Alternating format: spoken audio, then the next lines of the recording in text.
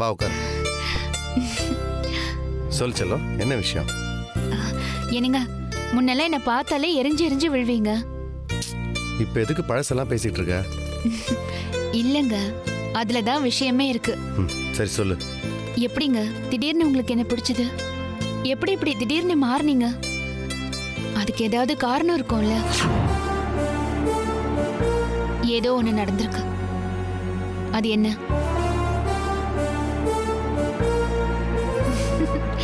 இப்படிலாம் சத்தியமா நான் உங்ககிட்ட கேட்கணும்னு நினைக்கவே இல்லை. இதெல்லாம் கேளுன்னு அனிதா என்ன தூண்டி விடுறா.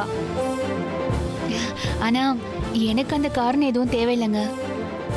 அத நீங்களா சொல்ல இஷ்டப்பட்டா சொல்லலாம், இல்லனா வேண்டாம். நீங்க என்கிட்ட அன்பா அக்கறையா இருக்கீங்கல்ல, அது போதும் எனக்கு. ஆனா நான் உங்ககிட்ட ஒரு முக்கியமான விஷயம் பேசணும்னு சொன்னேன்ல, அது இத பத்தி இல்ல. அனிதா ஏன் என்னை இப்படி தூண்டி விடுறான்னு காரணம் எனக்கு தெரியும். என்ன காரணம்? இல்லங்க, நாம 2 பேரும் இப்ப சந்தோஷமா இருக்கோம். நாகராஜும் வேதாவும் இப்ப நல்ல அண்டர்ஸ்டாண்டிங்ல இருக்காங்க. ஆனா அனிதாவும் நடராஜும் இன்னும் எலியும் பூனையுமா தான் இருக்காங்க. நாம இப்படி இருக்கும்போது மத்தவங்க சந்தோஷமா இருக்காங்கன்ற பொறாம கண்டிப்பா அவளுக்கு இருக்கு. சேச்சே, அனிதா முன்ன மாதிரிலாம் இப்ப இல்ல. ஆமா, எனக்கு தெரிஞ்சு அவ டோட்டலா மாறிட்டா. ஐயோ, இப்ப அவ கெட்டவன்லாம் நான் சொல்லல. அவ என்கிட்ட பேசினது கூட திட்டம் போட்டுலாம் பேசல. பொம்பளைங்களோட மென்டாலிட்டி எனக்கு நல்லா தெரியுங்க, அதை வச்சு சொல்றேன். அனிதாவை விட்டுருங்க. இப்ப நான் என் சந்தோஷத்தை யாரோ ஒரு பொண்ணுகிட்ட ஷேர் பண்றேன்னு வச்சுக்கோங்க. ஆனா அவ வீட்ல ஏகப்பட்ட பிரச்சனையில இருக்கான்னு வச்சுக்கோங்க. அந்த மாதிரி நேரத்துல நான் அவகிட்ட சொல்லும் போது ஆட்டோமேட்டிக்கா அவளை அறியாமையே ஒரு சின்ன பொறாமை என் மேல வரும். ஏன்னா இப்ப அவ சிச்சுவேஷன் நல்லா இல்லல்ல. அது வார்த்தையா வெளிப்படுறப்போ அந்த சந்தோஷத்தை எப்படி கலைக்கலாம் தான் தோணும். இது கூட அவளை அறியாம தான் நடக்கும். அந்த மாதிரி சிச்சுவேஷன்ல தான் இப்ப அனிதா இருக்கா. புரியுதா? புரியுது. இப்போ அதுக்கு நீ என்ன செய்யணும்னு சொல்ல வர? உங்க தம்பியை கூப்பிட்டு நீங்க பேசுங்க. என்ன பிரச்சனைன்னு கேட்டு சால்வ் பண்ணி விடுங்க. நம்ப மாட்டேன்னு சொல்லிக்கிட்டே இருந்தா அது இன்னும் எத்தனை நாளைக்கு? அனிதா பாவங்க. சரி, நான் பேசுறேன். நீங்க பேசினா கண்டிப்பா உங்க தம்பி கேட்பாரு. அந்த நம்பிக்கை எனக்கு இருக்கு. இத பேசுறதுக்கு நாளைக்குன்னு தள்ளி போடாதீங்க. முடிஞ்ச அளவுக்கு எவ்வளவு சீக்கிரம் முடியுமோ பேசிடுங்க. சரி, கண்டிப்பா நான் பேசுறேன். இப்ப நான் பிசினஸ் விஷயமா வெளியில போறேன்ல, போயிட்டு வந்து பேசுறேன். சீக்கிரம் வந்துருவீங்கல்ல? கண்டிப்பா வந்துருவேன். வெயிட் பண்ணிட்டு.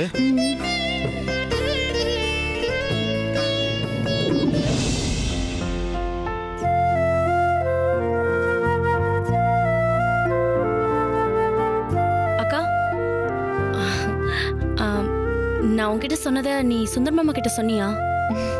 நீ சொன்னதுல இருந்து எனக்கு ஒண்ணு புரிஞ்சுது. அதை வச்சு நான் அவர்கிட்ட வேற ஒண்ணு சொல்லியிருக்கேன். என்ன சொன்னீங்க? அனிதாவுக்கும் நடராஜுக்கும் ஒரு பிரச்சனை போயிட்டு இருக்கு. அதை நீங்க தான் எப்படியாவது பேசி சரி பண்ணணும்னு சொன்னேன். அவரும் ஓகேன்னு சொல்லிட்டாரு. அநேகமா இன்னைக்கு நைட்டுக்குள்ள நடராஜ் கிட்ட அவர் பேசுவாருன்னு நினைக்கிறேன். அவர் சொன்னா நடராஜ் கேட்டுப்பாரு. நாளையோட உங்க பிரச்சனை ஒரு முடிவுக்கு வந்துடும். ஏங்கா, நான் உங்களுக்குள்ள இருக்கிற பிரச்சனை பேசி சரி பண்ண சொன்னா நீ என்னோட பிரச்சனையை பத்தி சுந்தர் மாமா கிட்ட பேசிட்டு வந்திருக்க. அனிதா, புருஷன் பொண்டாட்டி பிரிஞ்சிருந்தாலே இதுதான் பிரச்சனை. நாமளே பிரிஞ்சிருக்கோம், மத்தவங்க மட்டும் எப்படி சந்தோஷமா இருக்கலாம்னு கோவம் வரும். சந்தோஷமா இருக்கிற புருஷன் பொண்டாட்டிக்கு நடுவுல எதையாவது உன்னை கிளப்பி விட்டு பிரச்சனையை உண்டு பண்ணணும்னு தோணும். இதெல்லாம் நானே பண்ணிருக்கேன். வேதா நாகராஜுக்கு இடையில ஏகப்பட்ட பிரச்சனையை உண்டு பண்ணிருக்கேன். உன்னை பார்க்கும்போது அப்படியே அப்ப இருந்த என்ன பாக்குற மாதிரியே இருக்கு. இது பாரு, இப்படி நீ யோசிக்கிறதுக்கெல்லாம் என்ன காரணம்? நடராஜ் உன்னை விலைக்கு வச்சிருக்கிறது தான். அந்த பிரச்சனை சால்வ் ஆயிட்டா நீ இந்த மாதிரி சில்லற வேலையெல்லாம் பார்க்க மாட்டேல? அக்கா, நான் உன்னை நீ நினைக்கிற மாதிரிலாம் இல்ல. ஒரு நாள் இப்படிதான் உன்னை மாதிரி சிண்டு முடிஞ்சு நான் மாட்டிக்கிட்டேன். அப்ப நீ இப்ப சொன்னியே இதே டயலாக் தான் அப்படியே நான் வேதா கிட்ட சொன்னேன். ஆனா இப்ப யோசிக்கும் போதுதான் தெரியுது நான் எவ்வளவு சீப்பா இப்ப நடந்துட்டு இருக்கேன்னு. எனக்கே இப்ப அது அசிங்கமா இருக்கு. சந்தோஷமா இருக்கிற புருஷ பொண்டாட்டியை பிரிக்க நினைக்கிறதெல்லாம் பெரிய பாவம். ஆக்சுவலா அவங்கள எக்ஸாம்பிளா எடுத்துக்கிட்டு அந்த மாதிரி நாமளும் சந்தோஷமா இருக்கணும்னா அதுக்கு என்ன பண்ணணும் தான் நாம யோசிக்கணும். அக்கா போதும், நான் உன் நல்லதுக்கு சொன்னேன், அது உனக்கு புரியல. அது ஒரு நாள் பிரச்சனையா வந்து நிக்கிறப்ப உனக்கு புரியும். ஒருவேளை நீ சொல்ற மாதிரி பின்னாடி அது பிரச்சனையா வந்துச்சுன்னா அப்ப பாத்துக்கலாம். அதுக்காக இப்ப இருக்கிற சந்தோஷத்தை தேவையில்லாம சந்தேகப்பட்டு நமக்கு எடுத்துக்க வேண்டான்னு நான் நினைக்கிறேன். சரி, அப்புறம் உன்னோட இஷ்டம். பாதிக்கப்பட போறது நீதான். இவ்ளோ சொல்றேன், அப்படியும் அடங்க மாட்டியே நீ. திரும்ப திரும்ப கொளுத்தி போட்டுக்கிட்டே தான் இருக்க. என்னை விட கேவலமா இறங்கி அடிப்ப போல இருக்கே. என்ன சொன்னக்கா? புரியலையா? இந்த கேடு கெட்ட புத்தியை விட்டுட்டு நல்ல விதமா போய் யோசின்னு சொல்றேன். என்ன நீ இவ்ளோ சீப்பா நினைப்பன்னு நினைச்சு கூட பார்க்கல. இப்படி சீப்பா நடந்துக்கிட்டா சீப்பா நினைக்க தான் தோணும்.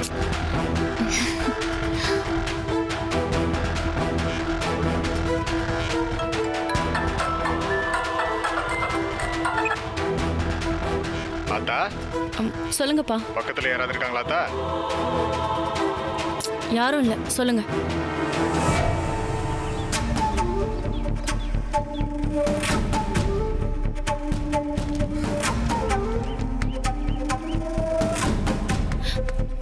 மாமா மாமா மாமா, நான் அவசரமா ஒரு இடத்துக்கு போகணும். நான் போயிட்டு வந்துடுறேன். என்ன ஆச்சு அப்படி? ஐயோ ஒண்ணு இல்ல மாமா, நான் வந்து சொல்றேன். கொஞ்சம் நில்லுமா. என்னமா இது பதட்டமா வர, திடீர்னு போறேங்கிற, என்ன ஆச்சு அப்படி? நான் போயிட்டு வந்து சொல்றேன் மாமா. இப்ப எதுவும் கேட்காதீங்க, நான் அவசரமா போய் ஆகணும். அனிதா வா இப்படி. பதட்டமா போயிட்டு இருக்க, என்னாச்சு சொல்ல தர தெரியும். என்னாச்சு? பதட்டமா இருக்கிற, அழுதுட்டு இருக்கிற, என்னதான் நடந்துச்சு சொல்லுமா. எங்க போற எப்படி? இந்த நிலைமையில நீ தெரிய போக கூடாது. இரு, நானும் வரேன். வேண்டாம் மாமா, அங்க வந்தா உங்களுக்கு மரியாதையா இருக்காது. மரியாதை இருக்காது? இப்படி எங்க போற? போலீஸ் ஸ்டேஷனுக்கு. போலீஸ் ஸ்டேஷனுக்கு எதுக்குமா? சொல்லுமா, எதுக்கு திடீர்னு போலீஸ் ஸ்டேஷனுக்கு போற? நடராஜ் ஏதாவது பிரச்சனையில மாட்டிக்கிட்டு இருக்கானா? அதெல்லாம் ஒண்ணும் இல்ல மாமா. என்ன? அதை எப்படி சொல்றதுன்னு எனக்கு தெரியல. ரொம்ப அவமானமா இருக்கு. எதா இருந்தாலும் சொல்லுமா, என்கிட்ட சொல்லாம யார்கிட்ட சொல்ல போற? அப்படி என்ன ஆச்சு? அப்பாவை அரெஸ்ட் பண்ணி ஸ்டேஷன்ல வச்சிருக்காங்க மாமா. அரெஸ்டா? எதுக்காமா? என்னாச்சு? அப்பா பணம் வாங்கி மோசடி பண்ணிட்டாருன்னு அவர் மேல கேஸ் கொடுத்திருக்காங்க. என்னது? சத்தியமா அப்பா அந்த மாதிரி எல்லாம் பண்ண மாட்டாரு மாமா. இது நீ சொல்லணுமாமா? என் சம்மதி பத்தி எனக்கு தெரியாதா? ஆமா, அப்படி அவர் மேல யார் கம்ப்ளைண்ட் கொடுத்தா? தெரியல மாமா, அங்க போனதான் தெரியும். ஒரு நிமிஷம் இரு, நானும் வரேன். மாமா நீங்க இருங்க மாமா, உங்களுக்கு எதுக்கு சிரமம்? இதுல என்னமா சிரமம்? என் சம்பந்திக்கு இவ்வளவு பெரிய பிரச்சனை, நான் எட்டி நின்னு வேடிக்கை பார்த்துட்டா இருக்க முடியும்? நீ தனியா எல்லாம் போக கூடாது, பொம்பளை புள்ள. அங்கெல்லாம் ஸ்டேஷன்ல போய் உன்னால தனியா பேச முடியாது. இரு, நானும் வரேன். மாமா என்ன? வீட்ல உள்ளவங்க யாருக்கும் தெரிய வேண்டாம். யாருக்காவது தெரிஞ்சா அப்புறம் யார் முகத்தையும் என்னால பார்த்து பேச முடியாது. புரியுது. இதெல்லாம் நினைச்சு நீ வருத்தப்படாத. எங்கிட்ட விட்டு பேசாம இரு, நான் வரேன்.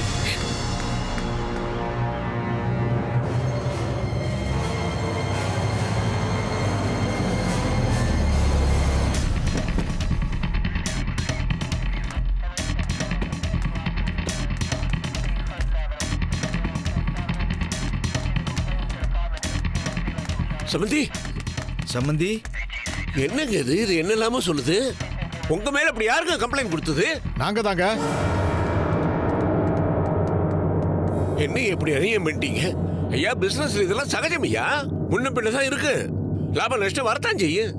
இந்த மாசம் கொடுக்க முடியலன்னா அடுத்த மாசம் கொடுத்துட போறாரு. இதுக்கு போய் அடுத்த மாசம் கொடுத்துருவாரு, அடுத்த மாசம் கொடுத்துருவாருன்னு நாங்க எத்தனை மாசம் வெயிட் பண்றது? 2 மாசத்துல அசல கொடுத்துருவோம்னு சொல்லி 5 கோடி ரூபாய் வாங்கி 6 மாசம் ஆகுது. முதல் 2 மாசத்துக்கு தான் வட்டி கொடுத்துருக்காரு. அதுக்கப்புறம் அசலையும் காணும், வட்டியும் காணும். தேடி போனப்பெல்லாம் ஆளை காணும். கம்ப்ளைண்ட் கொடுத்ததுக்கு அப்புறம் தான் இவரை கண்ணிலேயே பாக்குறோம். என்ன இதெல்லாம் பெருசு பண்ணிட்டு இருக்கீங்க? இதெல்லாம் சகஜம் ஐயா. இதுக்காக போய் கம்ப்ளைண்ட் கொடுத்து இவ்வளவு பெரிய மனுஷனை அரெஸ்ட் பண்ணலாம் ஐயா.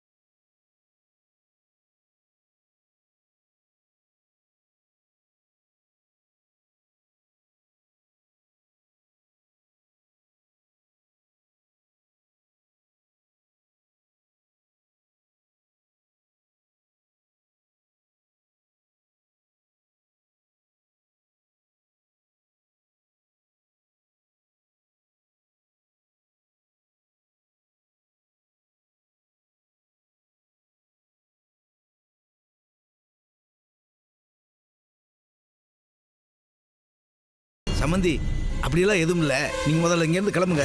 கொஞ்சம் இருங்க ஐயா, எனக்கு புரிஞ்சாகணும். அனிதா என்னம்மா சொன்னேன்? எனக்கு ஒண்ணுமே புரியல. 5 கோடி ரூபாய் கடன் பிரச்சனையில நாம இருக்கும்போது அப்பா தான் அந்த காசு கொடுத்து சால்வ் பண்ணார்ல. ஆமா, அது அவங்க கிட்ட இருந்து தான் வாங்கிட்டு வந்த பணம். அதுக்கு தான் வட்டியும் கட்ட முடியாம அசலும் கட்ட முடியாம அப்பா மாட்டிக்கிட்டாரு. என்ன தண்ணி சம்மந்தி சங்கடப்படுறாரா இல்லையா? இதுக்கு தான் நான் சொல்ல வேணாம்னு சொன்னேன். இப்படி போய் உளறி கொட்டிட்டியே. ஏங்க அனிதாவை திட்டுறீங்க? என்னால உங்களுக்கு இத்தனை பெரிய கஷ்டம் வந்திருக்கு நினைச்சாலே எனக்கு ரொம்ப சங்கடமா இருக்குதுங்க. சம்மதி, இது என்னால வந்தது, நான் தான் சரி பண்ணும். கொஞ்சம் இருங்க, அவங்களோட பேசிட்டு வரேன்.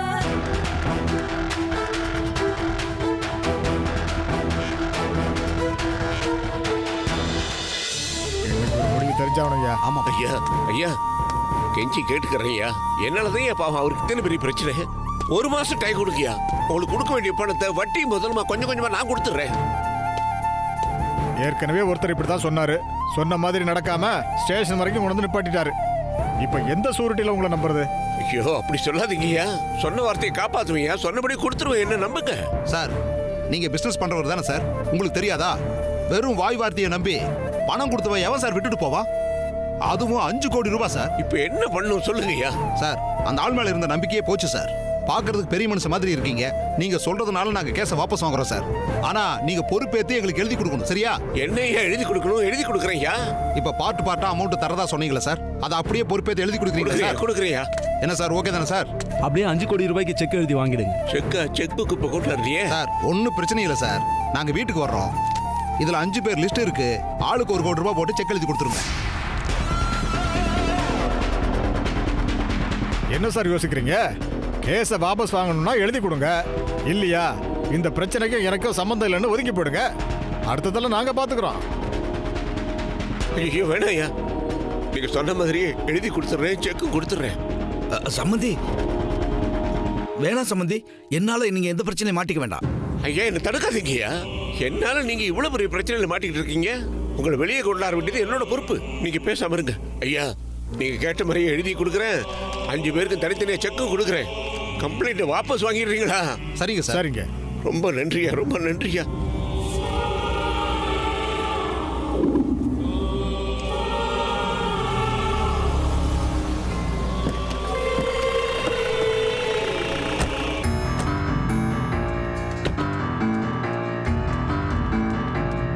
சம்மந்தி, நடந்த சம்பவம் எல்லாம் வீட்டில் இருக்கவங்களுக்கு தெரிய வேணாம். காதுங்காது வச்சவெல்லாம் நான் செக் எடுத்துட்டு வந்துடுறேன். இங்கே சம்மந்தி இப்போ நான் உங்கள்ட்ட சொல்றேன் சம்மந்தி, இந்த பிரச்சனை நானே பாத்துக்கிறேன். என்னால நீங்க வீணா போய் மாட்டிக்க அப்படி இல்லை. யோ, நீ சும்மா இருக்க மாட்டியா? நீயும் கொடுக்க மாட்ட. அவரு ஏத்துக்கிறேன்னு சொல்றாரு, அதையும் விட மாட்டேங்கிற. ஏய், உன்னை உள்ள வச்சாதான் சரி வரும். அதிகம் பேசாத. நான் கொடுக்குறேன்னு சொல்லிட்டேன்ல. அப்புறம் என் சம்மந்தியே மரியாதை இல்லை பேசுறேன். நீங்க அவங்களோட பேச்சு வச்சுக்காதீங்க, நான் அதை வந்துடுறேன். சம்மந்தி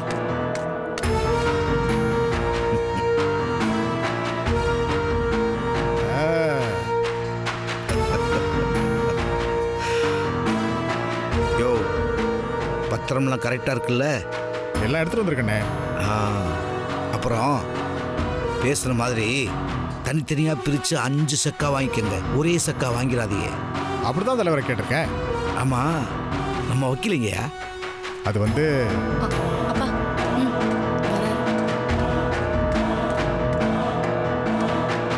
இந்தாயா, தனித்தனி செக்கா தானே கேட்ட? 5 செக் இருக்கியா ஒவ்வொரு கோடிக்கு? இந்த புடி.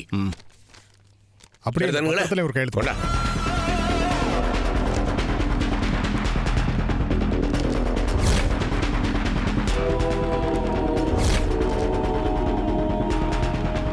சம்பந்தி, எதுக்கு சம்பந்தி? நீ பேசாம இருங்க சம்பந்தி.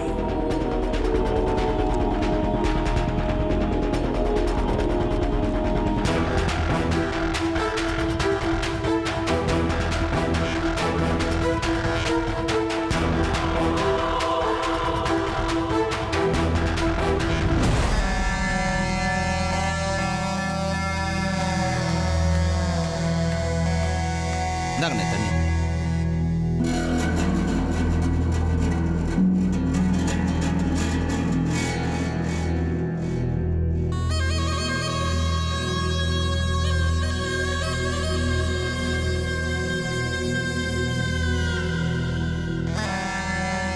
என்ன தலைவரை யோசிச்சுட்டு இருக்கீங்க? அதான் நீங்க சொன்ன மாதிரி எல்லாம் எழுதி வாங்கியாச்சுல்ல. 2 மாசம் டைம் கேட்டிருக்காரு, அதுக்குள்ள கொடுத்துருவாருன்னு நினைக்கிறேன். அவன் 2 மாசத்துல கொடுக்க கூடாதுன்னு நான் யோசிச்சுக்கிட்டு இருக்கேன். என்ன தலைவரே சொல்றீங்க? அப்புறம் எதுக்கு எழுதி வாங்குனீங்க? அந்த காசு எனக்கு தேவையே இல்லையா? அந்த ராமநாதனை உள்ள தள்ளணும். ஒரு 2-3 நாளாவது புழல் ஜெயிலில் இருக்கணும். அந்த குடும்பமே அவமானப்படணும். அதான் அதுக்கு என்ன செய்யலாம்னு யோசிச்சுக்கிட்டு இருக்கேன்.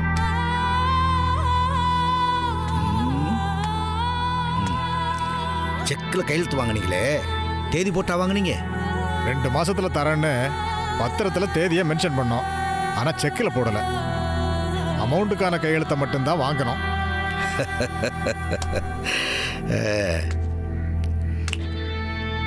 இது போதியா? அந்த ராமநாதனை உள்ள தூக்கி வச்சிடலாம். நீ என்ன பண்ற? அதுல ஒரு செக்கை மட்டும் எடுத்து வர புதன்கிழமை தேதியை போட்டு பேங்க்ல போட்டுற. ஏன் தலைவரே, நாம 2 மாசம் டைம் கேட்டு தானே வாங்கிட்டு வந்திருக்கோம். இப்ப செக்க போட முடியுமா? 2 மாசம் கழிச்சு தானே போட முடியும். அதுவும் தலைவரை, அது வெறும் செக்யூரிட்டிக்காகன்னு சொல்லி தானே வாங்கிட்டு வந்திருக்கோம். யோ, இதெல்லாம் நான் உங்களுக்கு சொல்லி கொடுத்து நீங்க சொன்னதானையா? ஆமா. இப்போவும் நான் சொல்றதை மட்டும் நீங்க அப்படியே செய்யுங்க. இல்ல தலைவரே, இப்ப இந்த செக்கை பேங்க்ல போட்டா பணம் இல்லைன்னு திரும்பி தானே வரும். அதுதான் எனக்கு வேணும். போட்ட வேகத்திலேயே செவத்தில் அடிச்ச பந்து மாதிரி செக்கு திரும்ப வரணும். நீங்க என்ன பண்றீங்க? வெள்ளிக்கிழமை அந்த செக்கு எடுத்துட்டு போய் செக்கு மோசடின்னு போலீஸ்ல கம்ப்ளைண்ட் கொடுக்குறீங்க. அவங்க தலைகளை நின்னாலும் 1 கோடி ரூபாயை ஒரே நாளில் பிரட்டவே முடியாது. வெள்ளிக்கிழமை 6 மணிக்குள்ள பணத்தை கொண்டு வந்து கொடுக்கலன்னா மோசடி கேஸில் போலீஸ் ஸ்டேஷன்லேருந்து ராமநாதனை ஜெயிலுக்கு மாற்றிடுவாங்க. அதுக்கப்புறம் சனி ஞாயிறு 2 நாளில் பணத்தை கொண்டு வந்து கட்டினாலும் ராமநாதனை வெளியே எடுக்கவே முடியாது. திங்கட்கிழமை தான் வெளியில் எடுக்க முடியும். அந்த 2 நாள் ஜெயிலில் இருந்த அவமானமே ராமநாதனுக்கு போதும். அதை நினச்சி அவன் புழுங்கி செத்துருவேன். எப்படி என் யோசனை? சூப்பர்ண்ணே.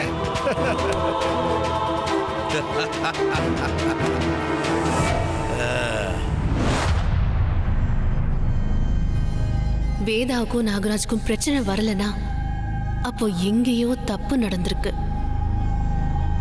சுந்தரம் கல்பனாவும் நம்மள கோவில்ல பார்க்கலையா? அதுக்கான எந்த சிம்டம்ஸும் இந்த வீட்ல தெரியலையே. அட்லீஸ்ட் கல்பனாவாவது வேதா கிட்ட இந்த விஷயத்த சொல்லிருக்கணுமே.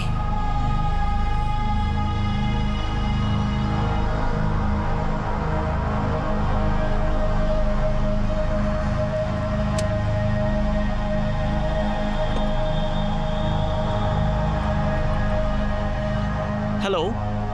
சார், நான் வந்துடுவேன் சார். இன்னும் ஒரு ½ அன் ஹவரில் நான் ஃப்ரெண்ட்ஸ் பார்க் ஹோட்டல் வந்துடுவேன். அப்படியா? சார், எவ்வளோ டைம் ஆனாலும் பரவாயில்ல. எனக்கு வேற எந்த ஒர்க்கும் கிடையாது. மீட்டிங் எனக்கு நல்லபடியாக முடிஞ்சால் போதும் சார். செகண்ட் அட்டெம்ப்ட் இவனை வச்சு தான் பண்ணணும். இவன் தான் உளறுவாயன். அவசர கொடுக்க படார்னு போட்டு உடைப்பான். ஆமாம் சார், எல்லாத்தையும் தான் கொண்டு வரேன். நான் ப்ராப்பர்ட்டி டாக்குமெண்ட்ஸ் எல்லாமே கொண்டு வரேன் சார். ஓகே, கொண்டு வந்துடுறேன் சார். ஓகே. நடராஜ், காஃபி மட்டும் குடிச்சிட்டு போற. இந்தா இதையும் எடுத்துட்டு போ.